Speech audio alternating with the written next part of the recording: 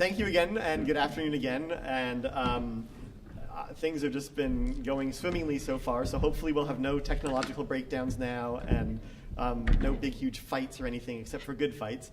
And I again want to thank everyone for the kind of generosity of listening that people are offering to these talks, since they are works in progress. And it's been great to be able to give people feedback and to talk to folks about how their project is unfolding and how we can all learn from each other in this space. It's really a delight to have Carol Benson as our next moderator and discussant. Carol, she already knows this, but when I grow up, I want to be Carol. Like, Carol is the founding partner of Glenbrook, which is a major payment strategy consultancy firm based up in the Bay Area.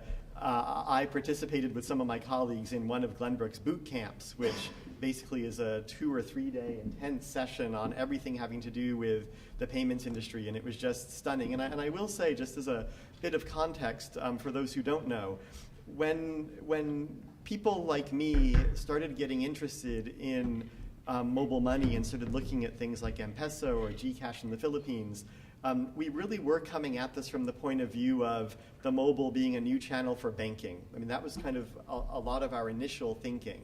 And it took a while. I mean, it took a few years for us to start realizing that there was something different from banking, and that was called payments.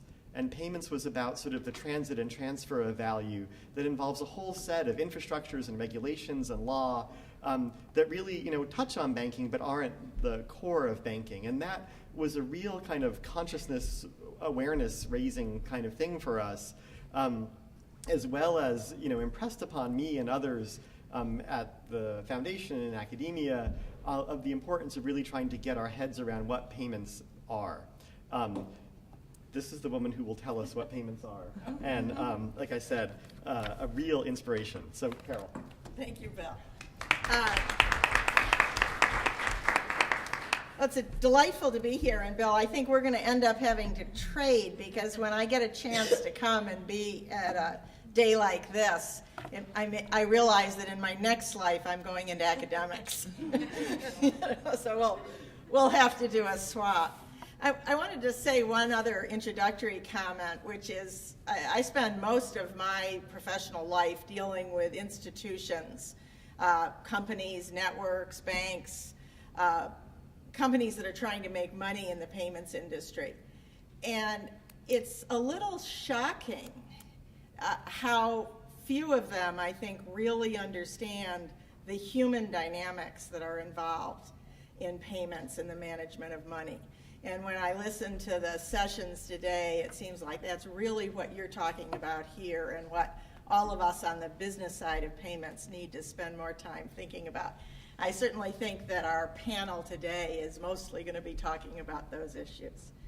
So we're going to start with Mobile Money Utility and Financial Inclusion in Nigeria and Ghana by Lite Narte and Yinka David West.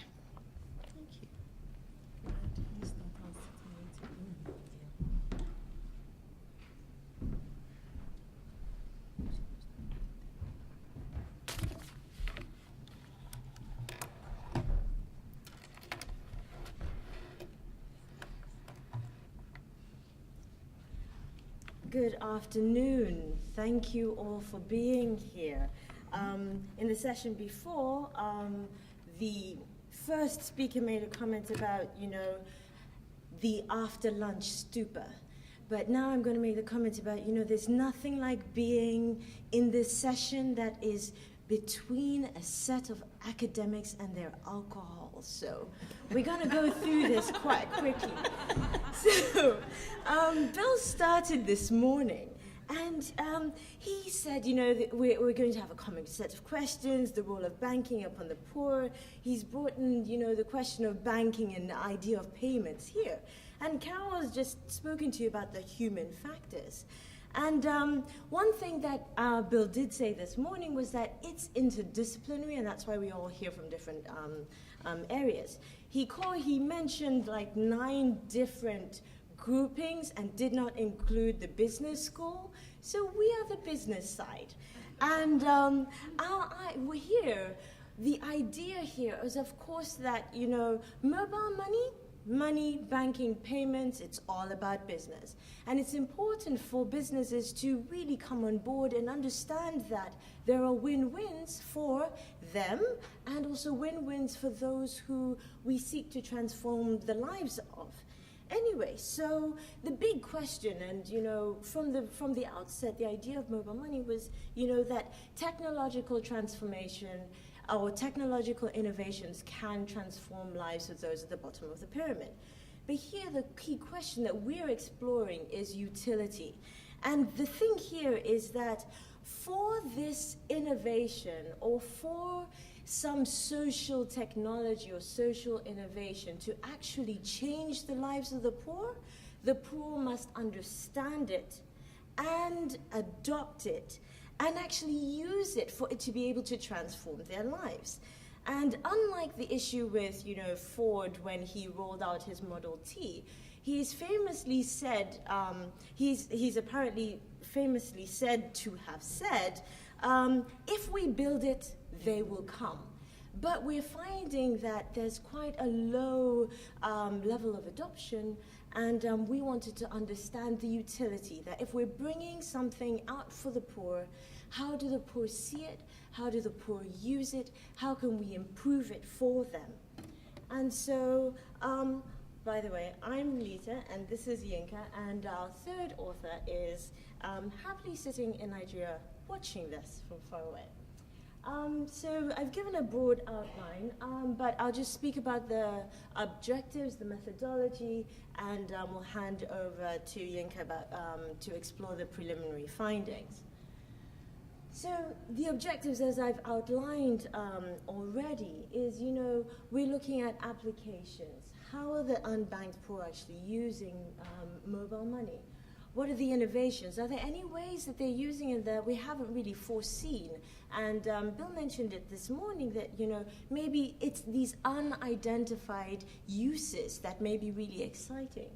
And of course, the limitations, that there is an understood way of using it, and maybe they would like it to be used in another way.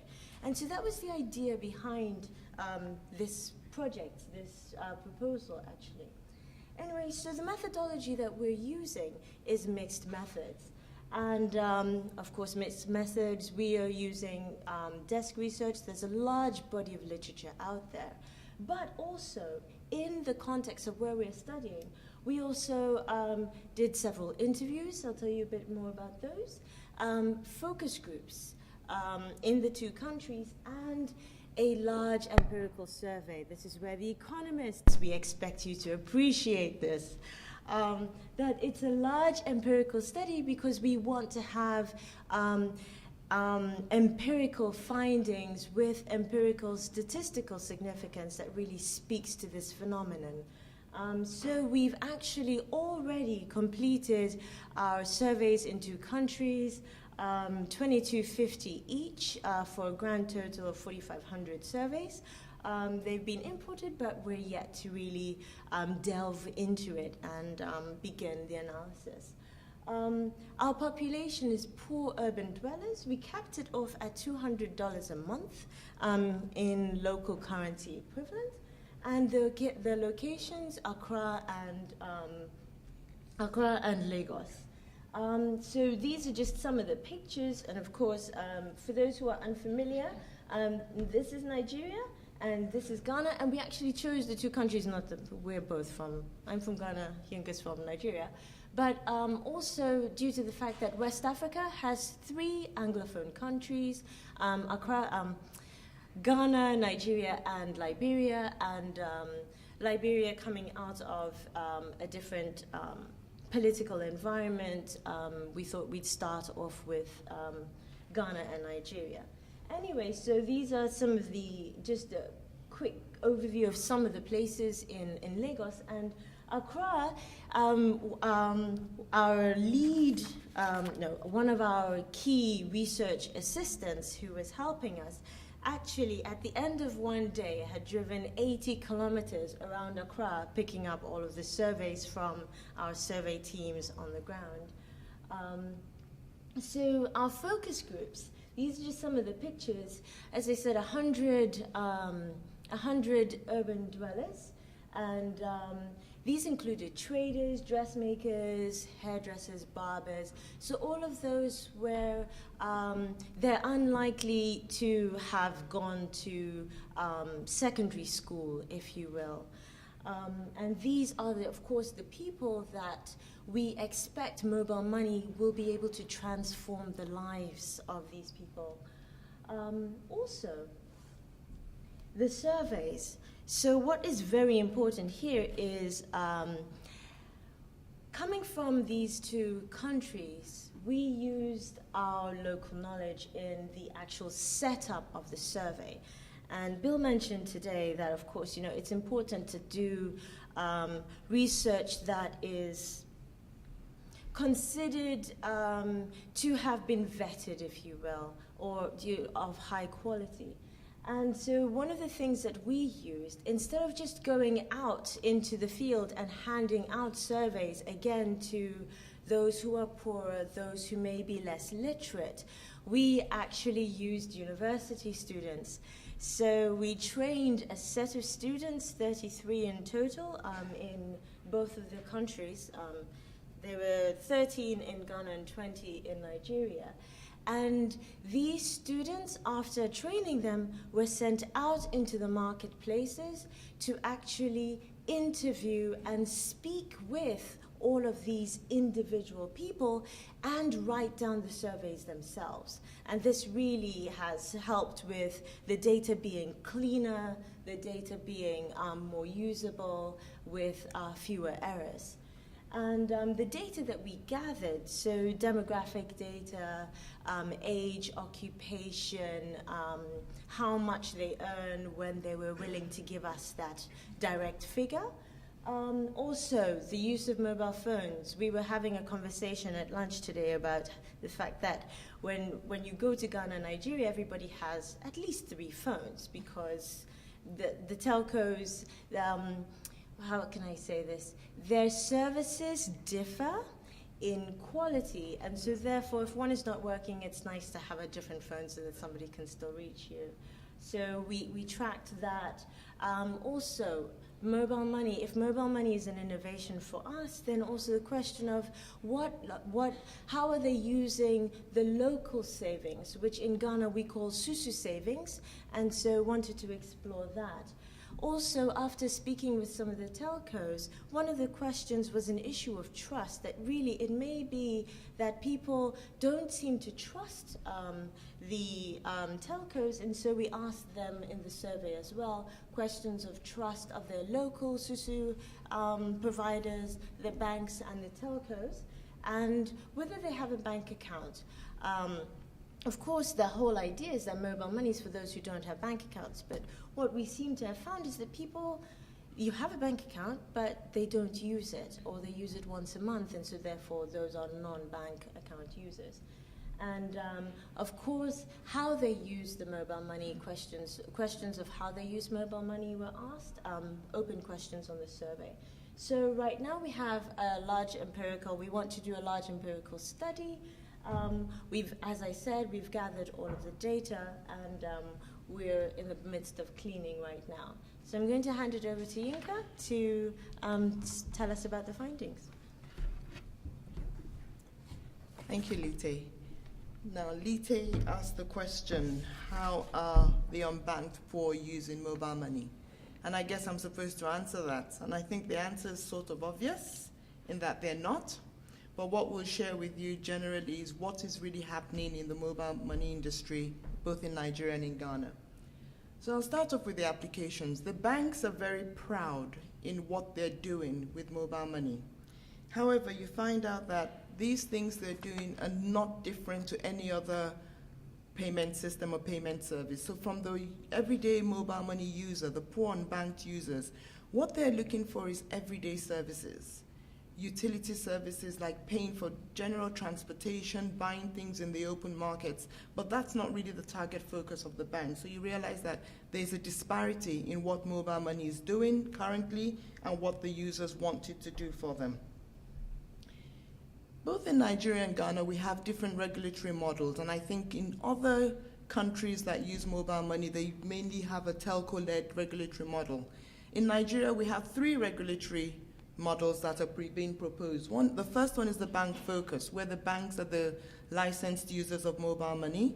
The second is the bank-led consortium of mobile money operators, and then there's an independent model as well. In Ghana, that independent model is being led by telcos. In Nigeria, telcos have been excluded from the operation of mobile money services. And these have interesting findings when we look at the different actors. So when we look at the actors, we find out that Ghana and Nigeria have similar actors from the unbanked poor. There is low awareness and also low utility and adoption. They have their regular savings, which they're still dependent on and have more trust and faith in. And then there's also poor marketing communication in terms of the mobile money products and services themselves. However, telecom services are very popular and very well widely used, as Lita mentioned earlier, 3 cell phones per human being. And these are also trust issues. When you look at the people who do use mobile money, you find out that they're actually not they're the regular banked users. And so you ask yourself, what's going on in terms of how we're going to draw in more customers for mobile money? There is no bank and independent MNO in the Ghana model, and you just have the telcos as the bigger operators sitting on top of their data and voice services. In Nigeria, again, there's the same low awareness from the utility side. We have regular savers who are doing the same similar things. We call it Esusu or Ajo, which is just contributions where they take money and give to one person, and every month somebody cashes out on that money, so it gives them an opportunity to have access to large sums of money. Again, one thing that was funny in Nigeria was that the poor didn't see mobile money as their product. And that led back to the issue where, it's the same users that are using the mobile money, an alternative payment system, an alternative channel, that's still in dispute as to whichever way you want to look at mobile money. But from the bank's perspective, the banks are seemingly running mobile money services as a cost reduction strategy. In other words, this is cheaper for you to do. Don't come into the banks, just do your business electronically, and that's what they want to use. However, they're also trying to sort of grow and work on performance. Return on investment is very key because access to funds is limited in the banking industry as well, so they have to sort of generate the returns and the numbers from mobile money. There's also the issue about how do we grow mobile money? Are we trying to solve the financial inclusion problem, or are we just trying to get people to use the platform? So right now, the banks are simply trying to just work on getting people to use the platform. Then they'll develop strategies if they want to for financial inclusion. Then they'll develop strategies for moving into from the urban to the rural areas. In the independent mobile money operators, they're a bit limited in the sense where their barriers to entry are very high. They've come into the market unknown, unnamed, and they have these high barriers to entry in terms of developing the technological infrastructure, developing the agency networks, and so we're still waiting to see what's really going to happen to them, and then competing with the banks who have branches in different locations to serve as agents as well. The limitations are fairly significant. When we look at it, as we mentioned earlier, there's the issue of very low awareness from the product operational perspective, the agency networks, and also there's the issue about the differentiation. What's the difference between mobile money and mobile banking? And that's leading to a lot of confusion in the market. In other words, who is the target audience for each of these products? Are they one and the same, or are they different? There's the issue of reach. Even in the urban locations, we still have poor reach of mobile money. Talk less of going to the rural areas where these services are required, especially for remittance purposes to friends and family in the rural areas. Then there's also the issue of acceptance. Acceptance from the low merchant population, because we're still a very cash-based society and merchants like to see the cash, especially merchants who live on daily earnings. So they want to be able to use the money they've traded today and for their livelihoods today and tomorrow. There's also the issue of the low agency networks. There's very few. I think Elizabeth mentioned to me at lunch today that, Nigeria, some banks would say they have thousands of agents, but yet they still have very few agents, independent agents. Then there's the issue of the usefulness of mobile money. The question is, what am I going to use it for? Can I take it to the open market and buy tomatoes and pepper? Or can I pay for a taxi with it? Can I pay for a motorbike ride with it? Those are everyday things that people use money for. And so if it's not going to be used for that, then there's a question of the value proposition of mobile money. Then again, that also leads to the differentiation. How is it different from what I'm doing today? And so you find out that the people are wanting more and the banks are not really providing that more. Then there's the issue of, Lite mentioned earlier, reliability of the infrastructure. And this leads to a whole quality of service issue where we have significant call drops, call failures, network unavailability, etc., etc. And then there's trust as well. Des mentioned the issue of sorcery. Sorcery is also one of the issues of mobile money where some people say it's antichrist. Well, maybe that's true, maybe that's not true. There's also issues in terms of the risk of loss and also poor consumer protection rights. The earlier electronic banking products have not really given people much confidence in the fact that this is a better channel and their operations will be better in this sense. So those are utility limitations generally. Other limitations that we found are the regulatory models. The regulatory models are still evolving and they're still very unknown and very untested. So it's still more of a trial and error product and service. And yet, mobile money is not really addressing financial inclusion. It's just another transaction platform. Then there's the issue, there's the telecom rivalry. And I call it rivalry because they've been excluded from participating in this business. Meanwhile, in other countries, they are the main leaders in the participating. However, we still need the telecom networks to move the transactions. So do they give these transactions priority or do they drop the transactions? Well, there's some foul play going on and we'll wait and see what happens. Then on the technology side, there's issues of interface. We have very low literacy levels in Nigeria and in Ghana. So the interfaces of SMS versus mobile apps also brings in the issue of availability of smartphones. So there's this, and then there's the short codes as well. So there's this disparity in what technology will really be suitable to the poor. On the bank side, as I mentioned earlier, there's this issue about long-term returns. In other words, is this really going to make us good money, or is it just an exercise in futility? And then finally, there's the case of interoperability. Many-to-many relationships between providers, between agents, or is it going to be a one-to-one relationship? And these are some of the challenges that, whether we like it or not, they're going to impact the utility of the service, irrespective of what the providers offer. And those are our preliminary findings right now. So we just want to say thank you to IMTFI, to our USC cyber team, and also to our Lagos and Accra research teams. Thank you very much for listening.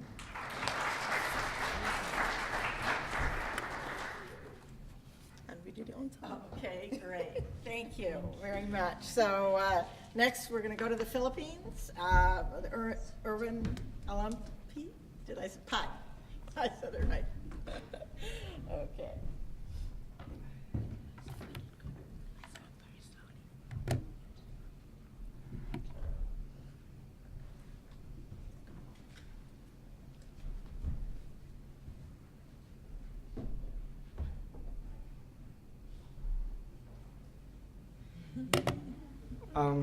Good afternoon, everybody. Bill said our presentations are a work in progress of research that we're currently doing.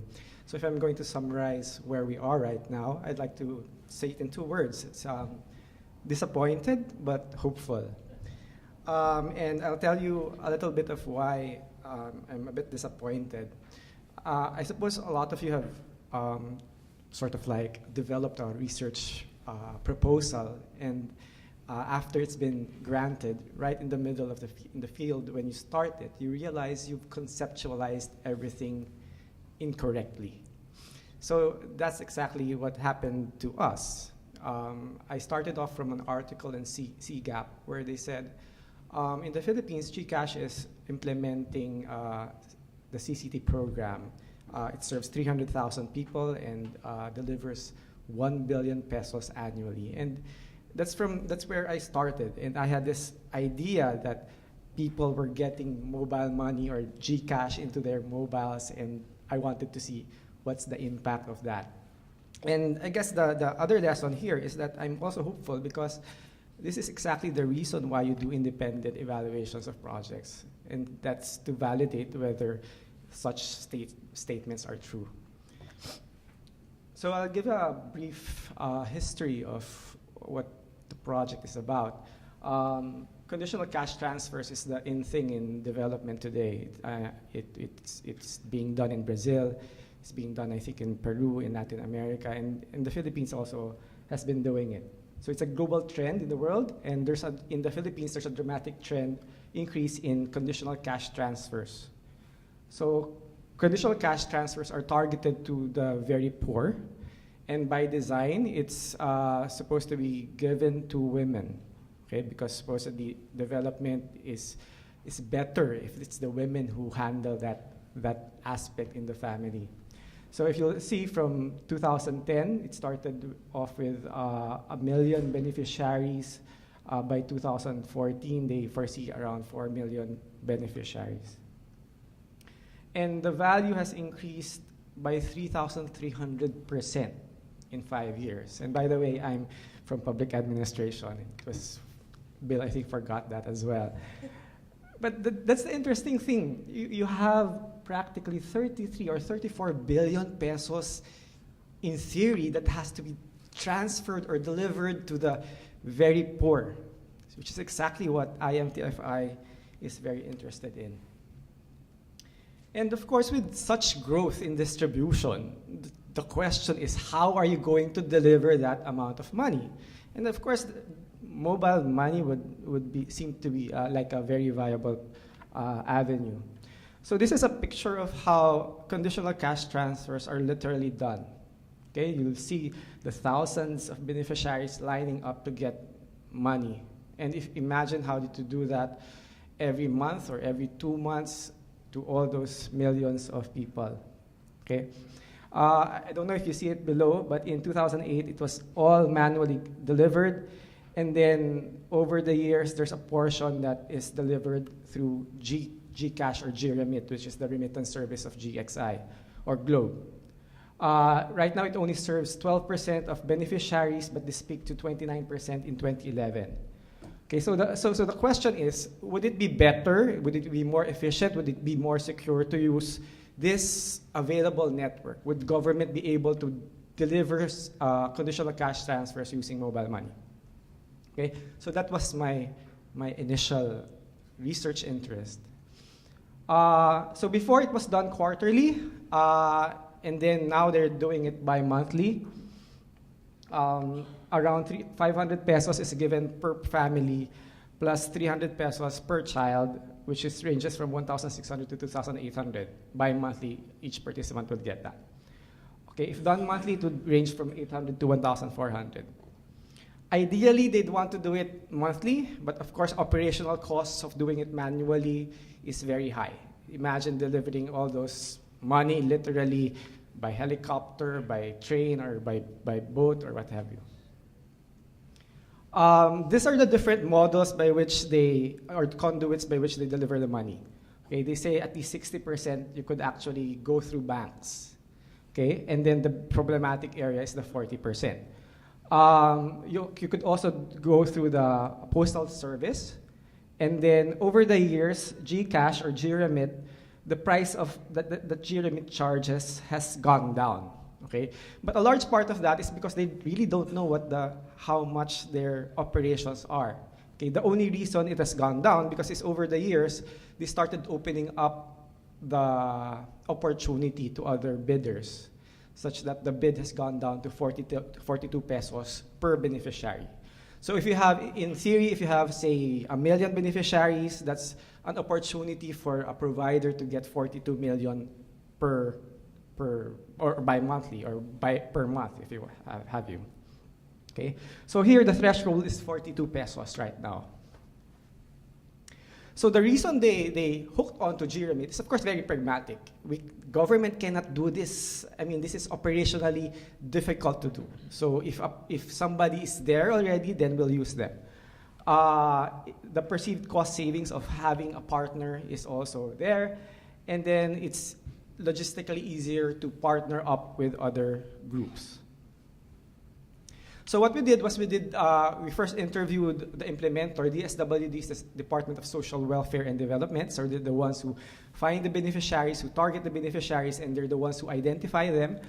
And then we did field observations. And we also, by design, we wanted to do surveys on house-to-house surveys because the assumption was they had the mobile phones and we had to go to them. Well, the advantage of finding out that that is not actually happening, that the mobile money is not going to them, actually made it easier for us to survey, because what we literally did was just go when the distribution happened, and then we did random selection of individuals while the lines were there. So we did an initial survey of 192 respondents, and I'll talk to you about what the results were. We conducted the survey in Region 4B, and you'll see that the proportion of GCash users are relatively high. Okay, and then we chose Mindoro Occidental, where the conditional cash transfers are actually released in more than 50% at least of the beneficiaries.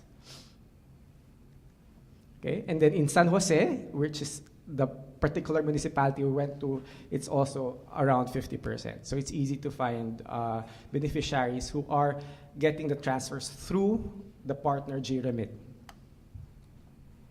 Okay, so this is the island of San Jose. It's just to illustrate how difficult the logistics are of delivering cash transfers. So one of the first things we found out, even before we did the survey, was that M-Money was not really used. M-Money was used in the sense that it was going through GCash, but the transaction was usually between the merchant and Globe. It wasn't directly to the beneficiary. So for me, technically, when I was thinking about it, it was actually an unnecessary kind of transaction. In the first year that they did it, the merchant was still texting to validate the identity of the person. Okay. The other thing was that the GRemit merchant was actually limited by the number of people or desks they had. So they'll go from village to village. It wasn't even simultaneously done. So distribution was manual, so you'll still see the long line. So obviously you won't see the benefits of doing mobile money in this regard. Security is a concern for the merchant because, as you'll see, there's no security at all. Okay, so from observation, mere observation, you can say it's not more efficient, it's not more secure. And then the other interesting thing we saw, and I thought I'd like to put this here, was that when conditional cash transfers are delivered, then obviously the whole community finds out. And when the whole community finds out, then the markets follow. So wherever they're distributing the money, then also instant markets come along. And I thought that's interesting because there's a paper by Acker who says that the difference between transferring or zapping money is that sometimes the privacy allows you to consume the money in a more deliberate manner. Okay, so I thought this would be something we'd like to investigate further in the future. So what we did instead was to try to picture whether it's still feasible to do the original idea in my mind, which is, can you still deliver mobile money to the very poor? Okay, so the first thing we asked was, we asked the mobile money merchants, which were actually present in the city of San Jose or the municipality of San Jose, and ask what the rates are. Okay, so these are the ranges from which the funds transfers would more or less emanate. Okay, so if your transfer is around 2,800 pesos, the cost using smart money, which is the original kind of M-Money in the Philippines, which was started in 2001, is only 15 pesos. For GCash, it would be around 60 pesos. Okay. This is a comparison with smart through ATMs. Okay, I'll just go through this quickly. In our computation, so currently the government pays 42 pesos to GRemit per transaction or per beneficiary. In our computation, if you do it on a monthly basis, you could actually pay at a lower price if it goes directly to the beneficiary. Okay? So even at current prices, the range would be around 32 pesos, 37.50 if it goes directly to a mobile cash system. So the next question is it something, the same question the earlier group asked, can beneficiaries actually do this? Do they have access to phones? Have they had experience using mobile money? So the interesting thing is, in our survey, the initial results show that beneficiaries farther away were more resistant to using mobile money than those who were nearer. Well, part of it is because those who are nearer are more familiar about where the merchants are. Second, most of the respondents were smart subscribers. This is important. In the Philippines, there are two, essentially a duopoly. You have Smart and you have Globe. And Smart actually controls 2/3 of the market, and Globe controls 1/3 of the market. Globe actually has more affluent customers, and Smart has the bottom of the pyramid.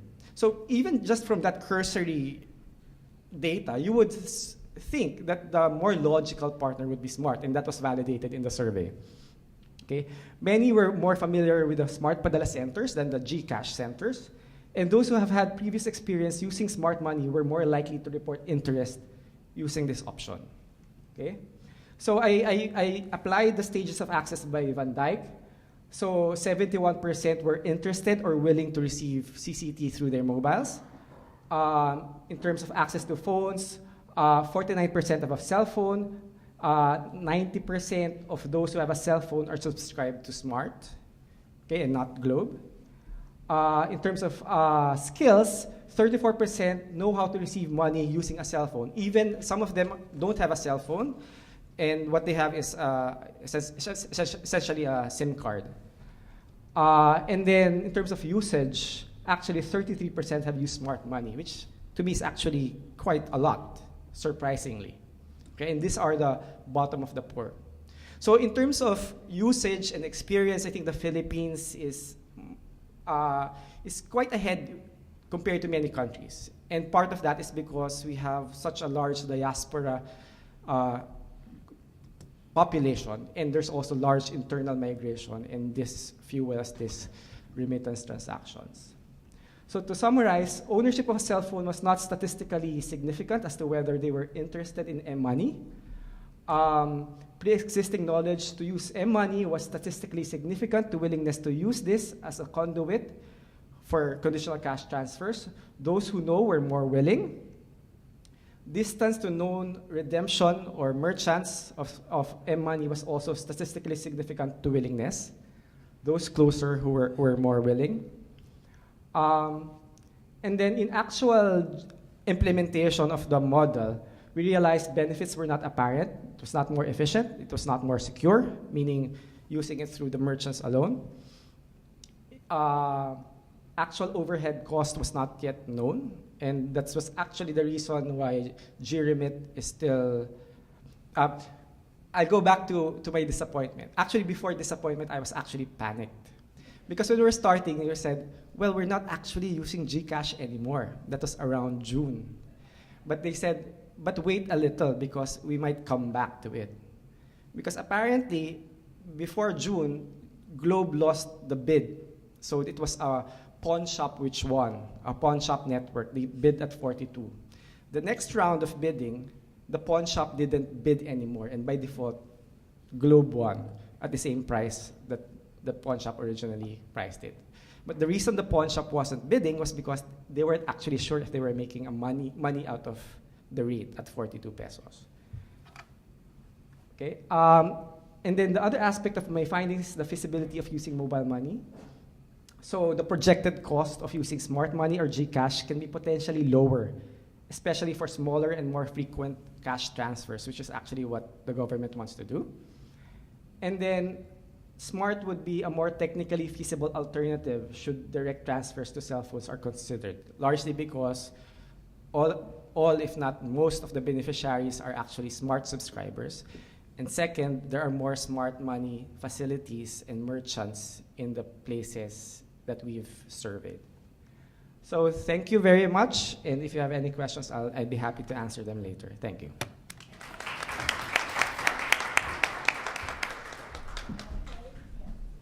I'll just stay down here. Our last will be from India, Dipti Casey and Mudita Tiwari.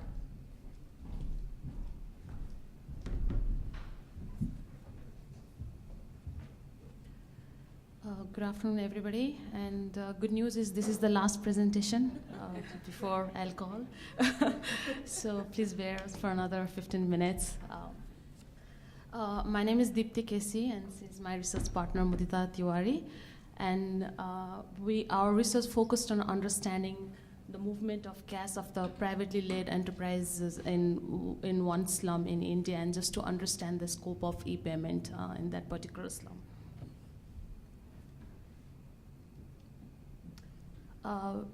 We conducted this study in Dharavi, which is the largest slum in Asia. And Dharavi is located in the middle of the city called Mumbai. And if Mumbai is the commercial capital of India. And it is reported that in Dharavi, in this particular slum, there are more than 5,000 informal enterprises. And the goods produced from this particular slum every year is almost more than $650 million. So there are a lot of informal businesses in this particular slum.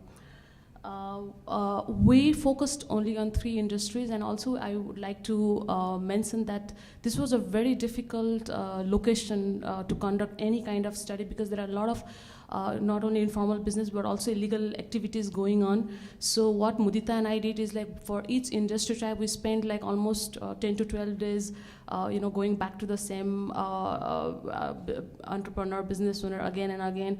And also we were asking them questions about cash, how much money, all these things. So this was a very ethnographic in nature study.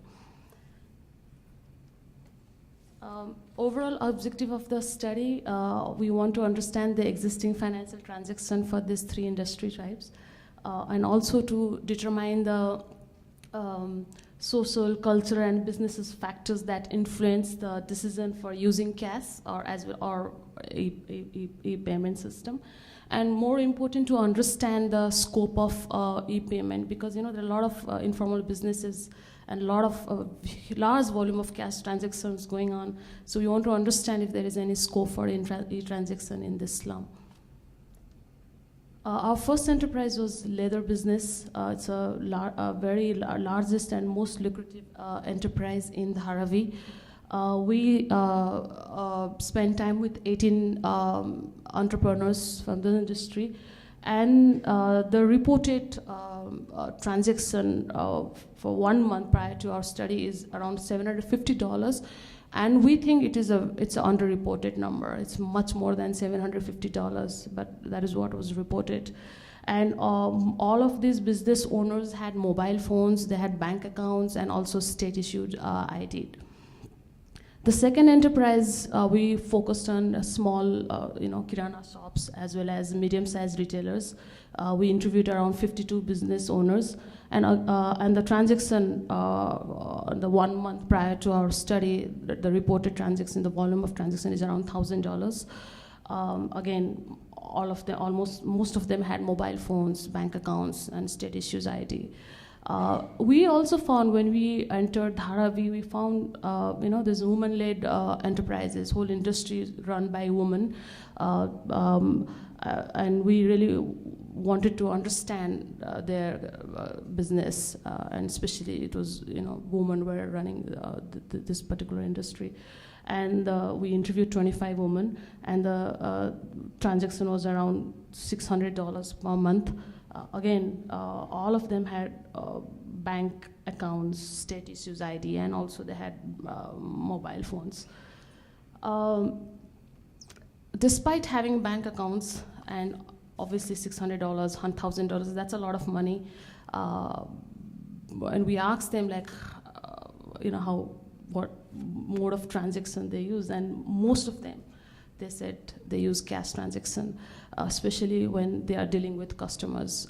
Sometimes with suppliers, they give checks to their suppliers, but when it comes to taking payments from customers, most of them, they just wanted cash. And we wanted to understand, reasons for using cash. And we were doing this study, we were talking with them. There were a lot of stories that they shared, stories about getting fake notes. There was one business owner who shared a story that he had a bundle of notes, and the next morning, mouse totally destroyed, ate the notes. All these stories were there, and we thought like they would have a lot of stories to share. We thought they would say cash, dealing with cash is so difficult and all those things, but no, they were so sure that cash is convenient and safe. It's sort of deep-rooted belief that cash is safe, cash transaction is convenient, and it's because it's traditionally used. And also, again, we kept asking about, we really wanted some stories about, there's a lot of money, $1,000, all these things. So we really wanted to understand about if they are facing any difficulties, in dealing with cash. And again, it was like they had stories, all these mouse-eating notes and, getting fake notes and all those things, but again, they would say it's very safe, very convenient. And very few actually talked about difficulties in dealing with cash transaction. And most important thing was that they always carried cash for transaction. And when they didn't have to pay to suppliers or to customers, they deposited their money in the bank account, but when they have to pay, they generally go to the bank accounts and withdraw money and give it to their suppliers or take money from customers. So it was going on there. We also wanted to ask the same question to clients and suppliers because we wanted to get data from multiple sources, and it's the same thing, especially when suppliers, their volume of cash transaction was more than $2,000 per month, but still they were using cash because, again, they thought it was convenient and safe. So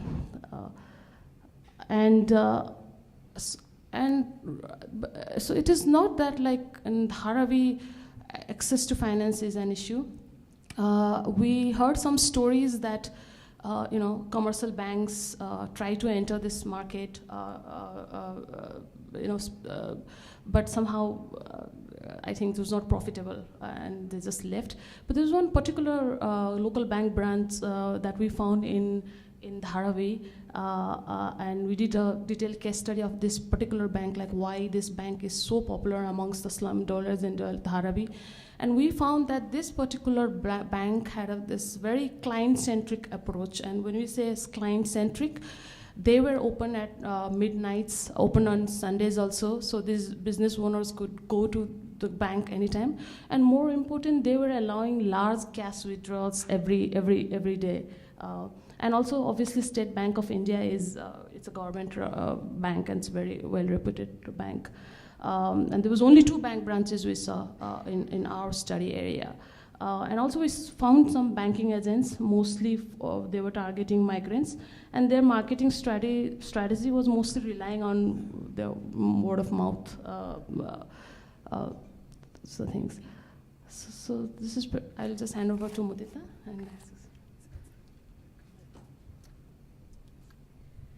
Okay, so just recapping a few things that Deepthi mentioned. Our findings indicate that cash was perceived not only as a convenient option, but also a safer option.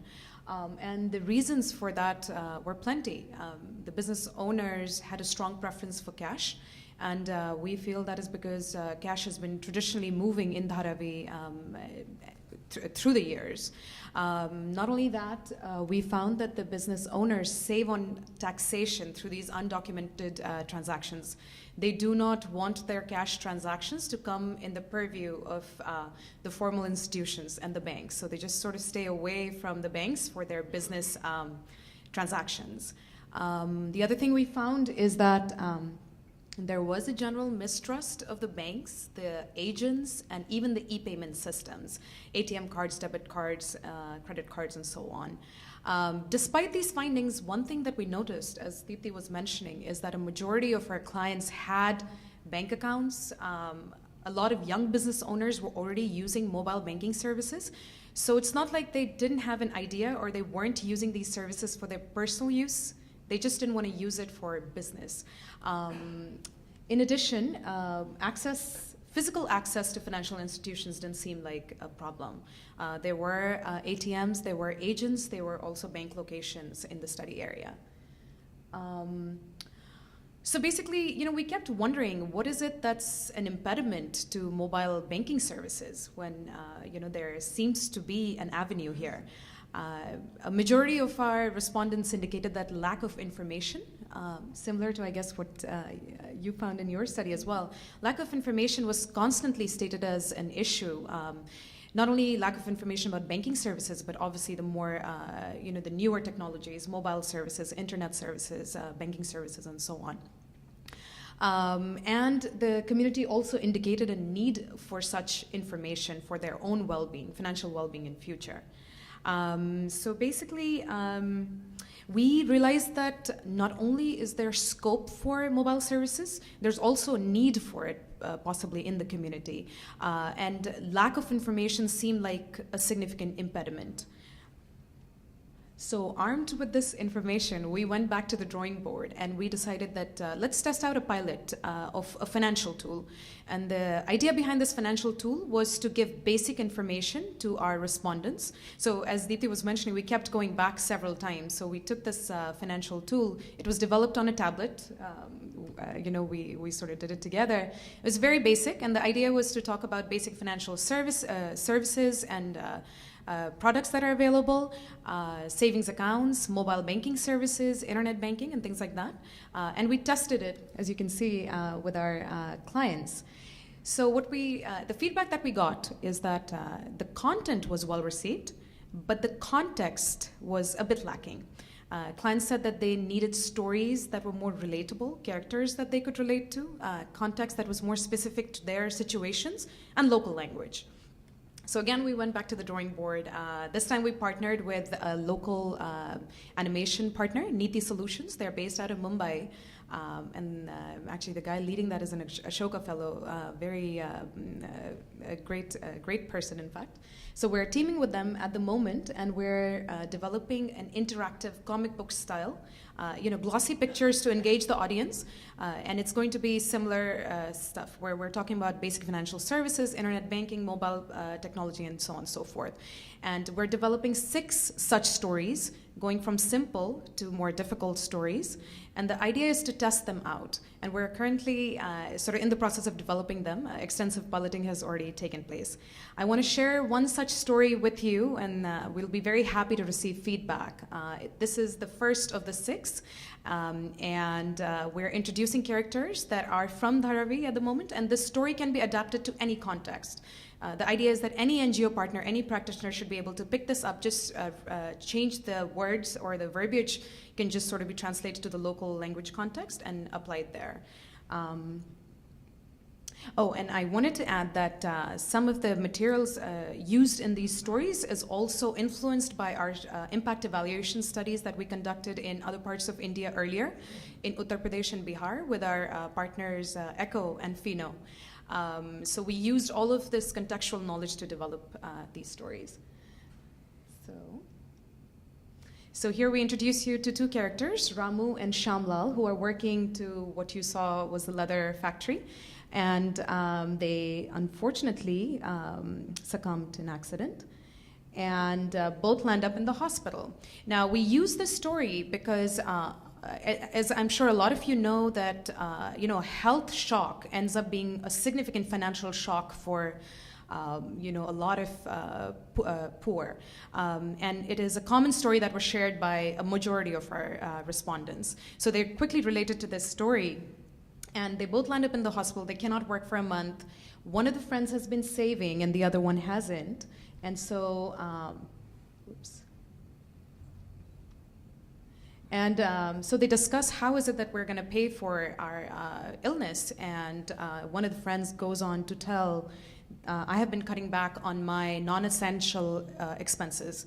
I know a lot of public health people, and I happen to have a public health background, might probably take issue with this, but we weren't trying to preach, public health behavior. We were trying to sort of engage the audience and talk to them about disciplined ways of saving little every day.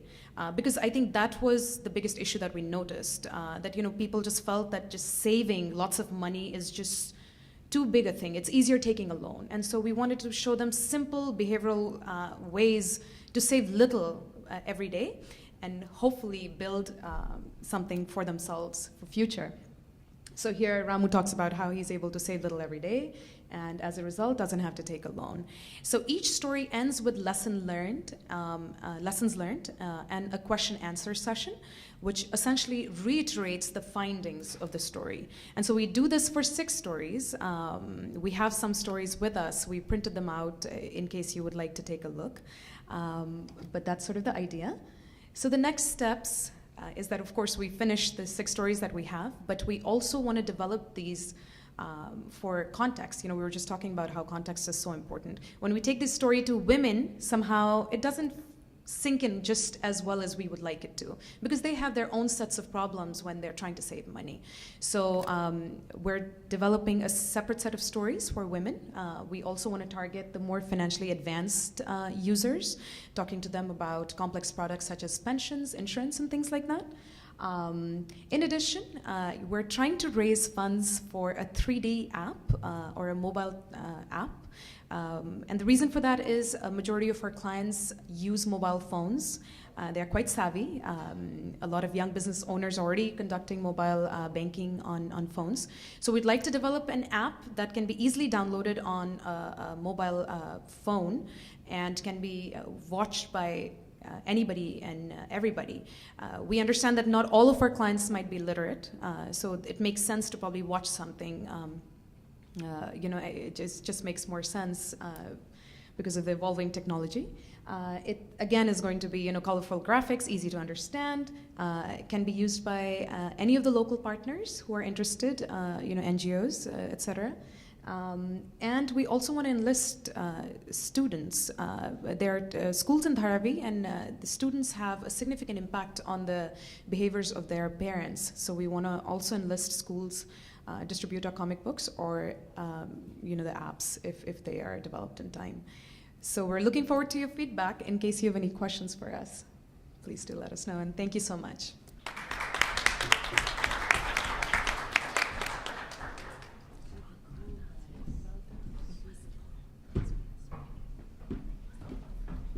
Well, I can see already that there's one thing that business and academia have in common, and that's surprises. We heard from the team in India and in the Philippines about some surprises. Now, you're just beginning to look at your research, right, out of Ghana and Nigeria. Have any big surprises popped up for you and what you've seen so far? Well, one of the initial surprise for us was, so coming to the question of adoption, the issue of information. It seems like the telcos have done a fabulous job with their marketing. The people know the stories, they know the jingles, they actually told me blow by blow what the little advert was. And then it's like, so do you use mobile money? No, it's not really for me. So it's where we've come from the lens where if you market it and you let people know, they automatically adopt it. But there's something missing in there that is preventing this adoption, which is something that the marketing group can't handle. So it comes back to the human factors you were talking about, and we need to explore that. That's one of our biggest. So the surprise was that it wasn't a lack of knowledge. It's a lack of something else. Something else. We're thinking That's really trust right now, but when we'll run the empirics, we'll let you know. So I just have a few questions, and I'll open it up for everybody else. But forgive my ignorance. I also wanted to ask your team, what is the SUSU savings? I didn't know what that was. SUSU, it's It's essentially it's little contributions. So it's the market women. One market woman will be a Susu person, and then she has a little book and goes around and gets a savings all the money. club. It's kind a of. savings Okay. club.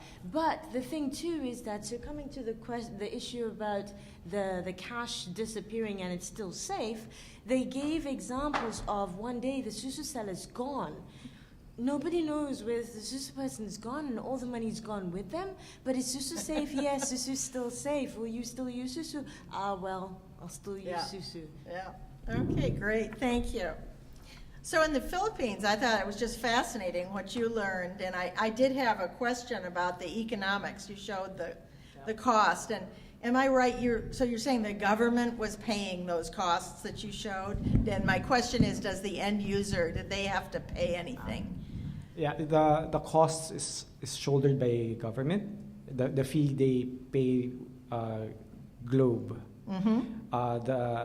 The users only pay their transportation. So on average, I think in our survey, a third actually just walk to the centers, the exchange, and then on average, I think they spend around 30 pesos. I think the government wanted the threshold to be less than 100 because when they first implemented it, there were some complaints that the transportation cost was higher than what they were getting in the transfer. So that's why they wanted to bring the distribution of transfers as close to the people as possible. So you expect there's going to be sort of a remittance 2.0 approach to this, a different way of handling? I think what I was surprised about was that they didn't even think about doing it that way. Because when I hear GCash, I expect it to go directly to the... What I can imagine is why they haven't even piloted or tried or experimented on that. And part of the reason I'm hopeful is because when I was reading an article in Niger, of all places, they did an experiment on using it that way. So I'm hopeful if it's possible to at least do a pilot of that. Seems like it would be a sensible approach, right? Okay, thanks. And in India, here's something I was surprised about in your presentation was that they all had bank accounts. And did you get a feeling, is that relatively recent? Is it part of the government's initiatives to try to expand bank accounts? Or what's up with that, as we say? So with leather enterprise, I won't call them poor people, poor business micro entrepreneurs. They are quite, rich, probably richer than you and me, but just that they operate in slum, live in slum. That is something surprising for us also. So obviously, they are dealing with thousands of dollars. So for them to go and open a bank account is not a big deal. With women entrepreneurs, which was 100% of them, all of them had bank accounts.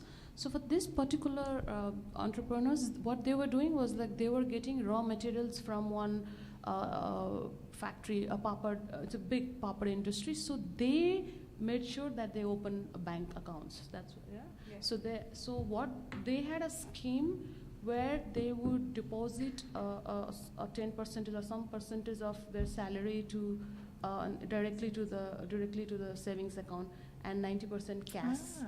And we asked them like, why 90% cash? Why don't you ask your employer to directly transfer all your salary directly to bank? But still they were like, no, we want cash. That's something else. So with this particular woman, this was an employer who opened bank accounts for all these women.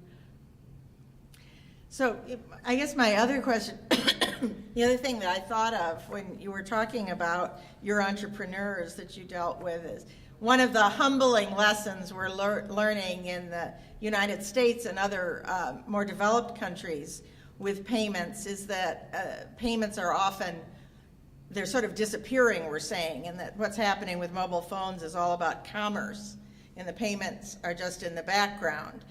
Are any of these entrepreneurs starting to use their phones for ordering, other than by talking, ordering things from their suppliers? And do you think that might be a path to then also paying with their phone? So what we did find is that checks were used commonly, and those were primarily in industries where they knew that the government might raid their enterprise for black money. So if they knew that the government would come after them, they would try and show at least portions of their transactions as white. But for most of the business dealings, they did have a strong preference for cash only. Mobile banking was used by business owners to transfer money to their employees in times of emergency, for example, or if there was a large amount of money that needed to be remitted or something like that.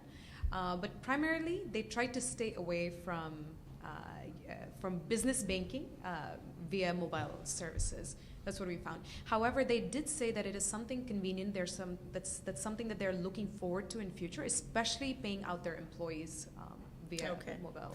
One last question about those entrepreneurs. Were any of them using smartphones, or oh, yes. What percentage then? Or so in the leather enterprise, I would have to say probably an overwhelming majority, just because these people were, and I think, when we say that the surprise was, I think, the shock of the century for us, because these guys were loaded. I mean, we just sort of asked them, because, we just hang around every single day. And so after a while, they're just like, okay, these girls just sit here all day. And they asked us, they almost mocked us. They're like, how much money are you carrying? And I'm like, well, maybe 1,000 rupees, 2,000 rupees. And they're, well, I'm carrying 2 lakh rupees, which is equivalent to what, like $4,000 in each pocket. Wow. And they would show, and that is a significant amount to carry even for like normal you and I. I mean, I am not sure we would feel safe carrying that. But it seems like there's a lot of transactions obviously that happen, and they need to I guess present cash almost immediately. So they feel that comfort, and I guess it's just fun to walk around with that much money. Great. Well, fascinating. I would also like to add one story or finding. Like, they use mobile money, especially the entrepreneurs, especially while dealing with suppliers. As for example, for leather business, the raw material comes from somewhere else, and there's a huge competition going on there. So they have to, tell the supplier, we are going to give you so and so. There's a competition about how much money these business owners are giving, and everything happens through mobile phones. But then they make the bids through. Yeah, they make bids through. So they mobile do. phones. That's very interesting. That's very interesting. The bids are made through mobile phones, not the payments, but bids are. Very interesting. Okay. Well, let's open it up for questions from the audience.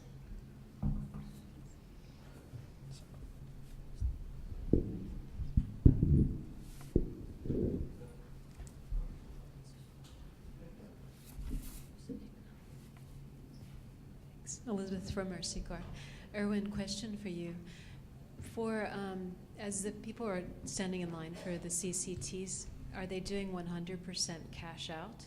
And second question is, as these markets start to follow the cash distribution days, are you starting to see any of the merchants actually accepting Gcash, which is a way to get people out of the line and buying from them faster?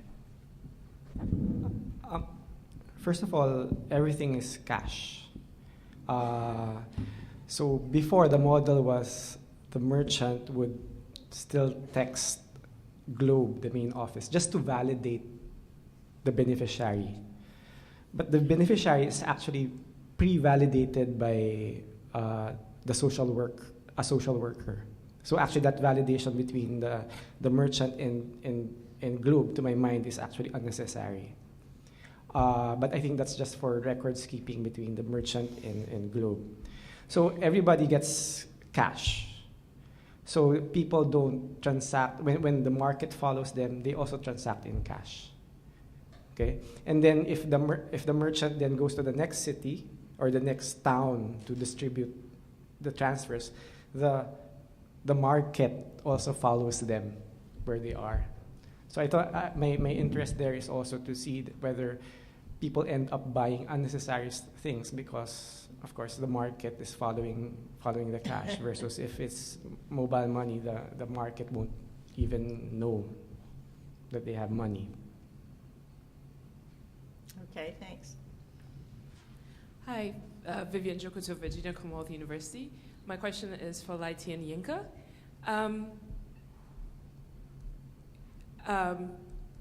My question is about what you said about the trust thing, or why the uptake is low, and maybe it's trust. So what are your thoughts about why that might be? What do you think is driving the lack of trust?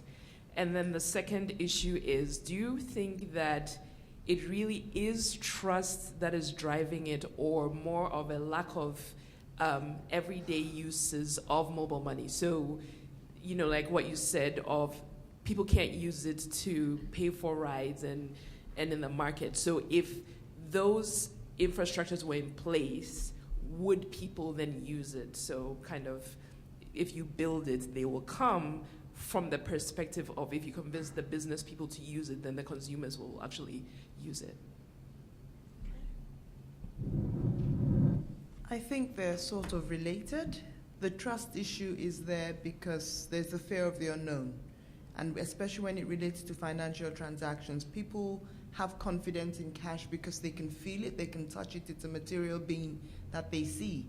So you realize that in the context of, especially the poor people, loss of money is a very big deal to the poor.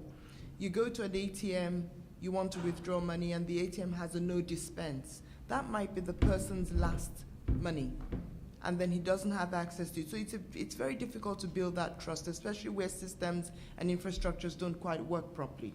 So then the issue of everyday use. If everyday use is available and it works reliably, I think it would make an impact on the trust issue. But the fact is that it's not there. We have very few merchants, very few agents. So you realize that it's a real chicken and egg. So it's one of those things that we want trust, but we also want the service, and we want the products, and we want the utility and acceptance. So we just need to be building all, and everything sort of works towards the same goal.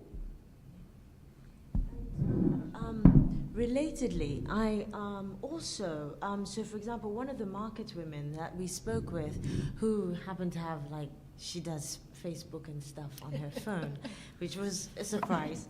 But anyway, so coming to this lack of everyday use, so she seems to be very, very, like, savvy. And one of the things where even if we don't have a lot of the infrastructure, even if just more of them used it, then there could be that greater adoption, which comes to the what can I say, the reduction of the risk. You know the people, you can send it to your suppliers. And she was saying something like she would love to be able to buy tomatoes and send the money, but the person on the other side doesn't use it for whatever reasons. They don't use it, and so she's limited in that way. So, okay, great. I have a couple questions for Deepti and Mudita. First, the comic book is fascinating. I know this fellow who works in an NGO in Delhi who does development all through comics, and a way to get especially children in the Northeast where I work to have a critical voice against political corruption and what they see as problems. So I want to share that with you later because it's a fascinating medium for these things. But here are my two questions. The first one is more general. The first one's a more difficult question for me to ask because it involves an illegal premise. And that's, why aren't people considering developing something like black mobile money? I mean, forgive my naivety, but if major corporations around the world can get away with hiding, their money in various offshore sources, and the poor are interested in cash is king because it's easily, a way to hide and to, decrease a paper trail, then wouldn't this be something that's possible to develop? Maybe not on the premise of illegality, but at least the possibility of doing something like that. I mean, it would seem reasonable to me, especially in the context where I work. Did I hear somebody say Bitcoin? No. You go. I couldn't resist it, sorry. The other question is more an ethnographic one, which is regarding the comic book design itself. I was fascinated by the fact that the two things, of course, that the leather workers are sacrificing are bidis and booze. And you made the point about, you're not talking about public health, this wasn't done in a public health thing, but I was just thinking, one of the things my friends where I work say is a day without alcohol is a day not worth living. And no, this is very true, not just for celebration, but for ritual purposes and things like that. I mean, I'm Irish, I believe that too. I have a very strong association with alcohol. And I just wonder, the question, it's a broader ethnographic question, which is what could be sacrificed in terms of savings? How would you be able to locate what in a certain context is sacrifice, what is capable of being sacrificed and what isn't in order to promote savings?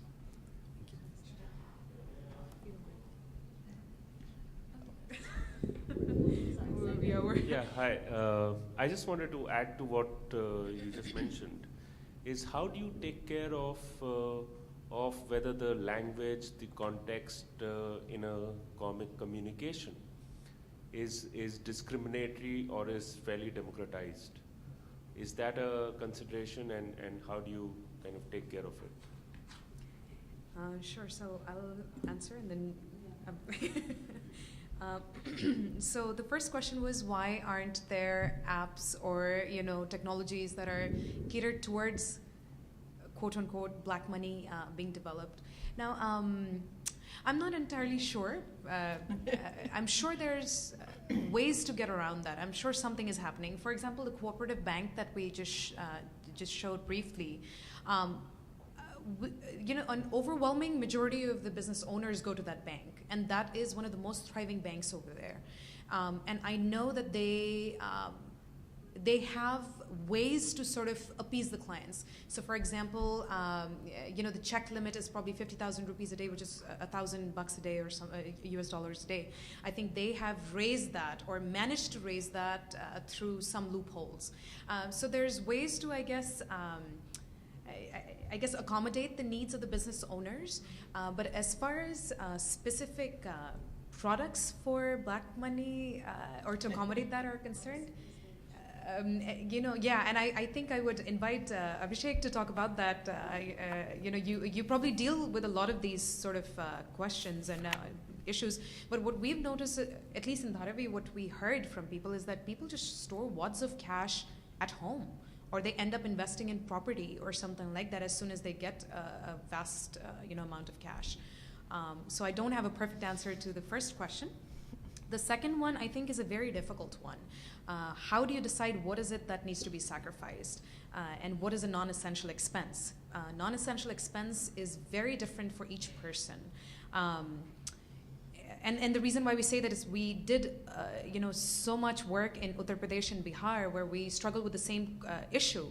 We are going to people who are barely, surviving, and we tell them that, that one cigarette that you're having in a day, please cut it out. That's not. But that might be the only last source of entertainment that probably exists. When we ask people, what is it that you think is non-essential? So we tried it both ways. We tried advocating, and then we obviously tried very hard listening to them. One of the things that people said is that I'll just cut back on food. I'll just cut back on medicines. And those are the things that are absolutely essential. We never want to advocate things like that. So if we had the time and the resources, we typically, the way we address this issue is that we list out all the various categories of expenses that people have, and then we ask them to choose. What is it that you think is going to be places where you can cut back? And inevitably, most people state that it is probably alcohol, it's probably cigarettes, it's probably mobile, songs that are downloaded on mobile phones, it's videos and things like that on mobile phones. So I think over a period of time, we've realized that those are the categories that tend to be non-essential.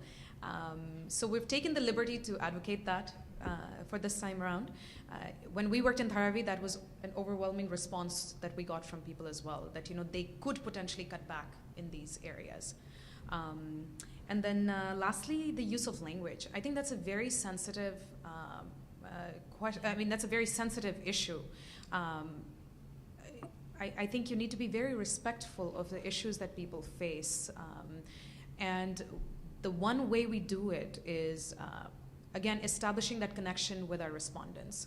So we have to spend the time, sit with them, understand the local language, understand the local terms and terminology, and those are the ones that we try and use in our comic books. So for example, the comic books that we have are going to be translated into Hindi and Marathi at the moment, and then we work a lot with sort of language experts, basically given our limited resources, the language experts that we can sort of work with, I would say, to ensure that we are sensitive, and sort of that's the best that we can do. Okay, thank you. And also, just to add a couple of points, again, our comic book, our idea is not to tell them what is right and what is wrong. We are just showing them the situation, and this is the situation, and these are the stories that we collected from respondents. Even last year, we conducted a study with rickshaw pullers, and one problem that I don't know if it's a problem or whatever you call it, gambling is a big issue, when it comes to saving money. They're spending a lot of money on gambling and other stuff. So we are just showing them the situation, like, when you gamble, you lose money, so at the end of the day, you don't have money. So we are not going there and telling them don't gamble. So after every story, we have a question-answer session where we are asking them question like, as for example, Ramu, one character is doing everything right, according to us, and the other character is doing everything wrong, not saving or whatever. So we are asking them you can relate to Ramu or Shamu. What's your life? Ram's life, the guys, right guys, or the other guys? We are not telling what is right, what is wrong. We are just asking them, whom you can relate to. So when it's a very participatory approach. And when they say like our life is very similar to Shamu's, then we are telling them, so did you face this situation? And they were like very open, And one reason why we developed this comic book, when we first entered Dharavi and when we start, with we are regular researchers with regular questionnaire, and we thought like we'll ask question and they will answer. We were really disappointed. Nobody was willing to share anything. Everybody was said everything is fine, life is perfect, everything is fine. When we started showing these comic books, they started telling their stories, they started telling their problems. So somehow the comic book helped them analyze their own lifestyle. So without telling what is right, what is wrong, we are just showing some examples from their life, so they understand, the importance of savings. I think we have time for a couple more questions. One quick comment about the comic books. A colleague, Jonathan Boucher, developed comic books for life insurance in Mexico. You can look it up through the Milk Project, and was very successful in marketing life insurance. And it's a story of women. It's specifically directed at women micro-entrepreneurs and understanding what life insurance does. Bauchet, Boucher. But Jen, just a comment for everybody, having a conversation earlier about how M-Pesa is perceived as the product of the common man in Kenya, and as you rise in the middle classes, you shun it because it's the poor people's thing, and in Ghana and Nigeria, well, no, it's the product for the rich. And that is actually probably the normative situation globally, right? Holding cash is a problem for people who have a lot of it. It's not particularly problematic for people who don't have very much of it. It's just not that Harvard problem. And even in these Dharavi businesses, thinking of them as poor owners, that seems like a lot of cash, but it's actually not that much cash overall. So any thoughts as to why we are conceiving of these products for poor people in general instead of products for the middle class, and developing mobile money through the channels like they do in developed countries? Credit and mobile money was a product for the rich, and then it became an aspirational product for the poor, not a product for the poor that the rich would shun.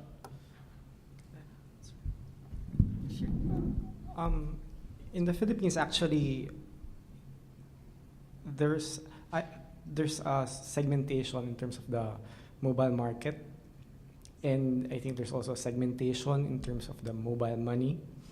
So I had a study a few years back on the use of GCash in e-commerce, because even though you say there are rich people and there are middle class, a large part of the middle class, at least in the Philippines, don't have access to credit cards. So one thing that they did was they used Gcash as a platform for making online transactions. It was quite interesting in the sense that you'll see something on the internet, and then they'll give you the phone number, and you could send the Gcash. And this is where the trust component comes in. You start sending your money, and then you have no control, and you just have to wait for that good to come. And then online, what they do is they have an online platform to say who's trustworthy and who's not. Okay, and then to build that trust, you start off with small transactions. So the technology was there. How it was applied, I think, was an evolution, and it was something that, for me, was the middle class that did it. And in terms of networks, I thought it was a good confluence of this is a network. This mobile phone is a network of the middle class. Gcash is the application is something very middle class. Whereas conditional cash transfers are geared towards the poor, then you think of the network of the other mobile company, which tends to have a lower ARPU and lower segmentation. And I think it's a combination of that. We have time for, go ahead, I'm sorry. Well, I think in that question, why not develop it just for the rich? It's one of those things where the rich don't have the problem in terms of formal banking methods.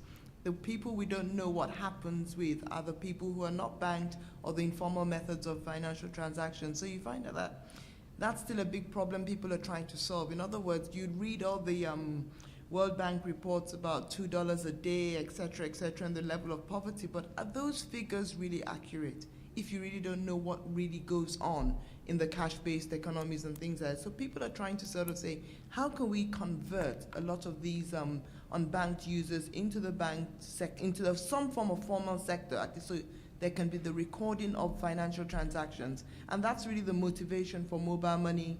It's the same thing that happened with microfinance banking as well. And that's really what people are trying to do. But it doesn't seem to be working because people love their cash and trust their cash. And then again, it goes back to the utility function. I still can't use these products for my everyday goods and services. So the issue of economies of scale, the social and cultural issues, but all these things need to be sort of worked on a neck and neck. Otherwise, we're still going to continue talking about the same things over and over again. I actually think that's a really great summary of what we've said on the panel. I'm going to rashly commit my panel to being available during the cocktail hour to answer the questions, because I know there were a lot of hands that were raised earlier. But thank you all for your talks. Thank you.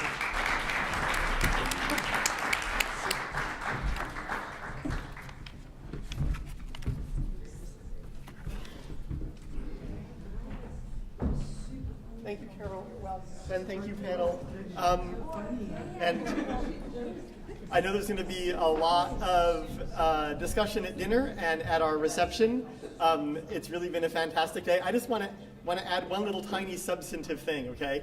That when we talk about sort of is mobile money something for people who are poor or rich or middle class, I think in some of the stuff that we've done over the past couple of years, we've sometimes found that when people say it's not for me, it's for richer people, they sometimes mean different things. And sometimes they might mean, when they say rich, they mean somebody of higher rank who may not actually be richer than them, but outranks them in a system of social statuses.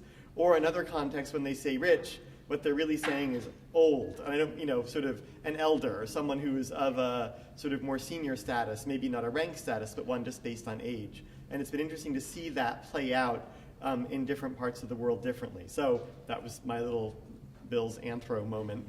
And with that, let me thank all of our discussants and our panelists for the day.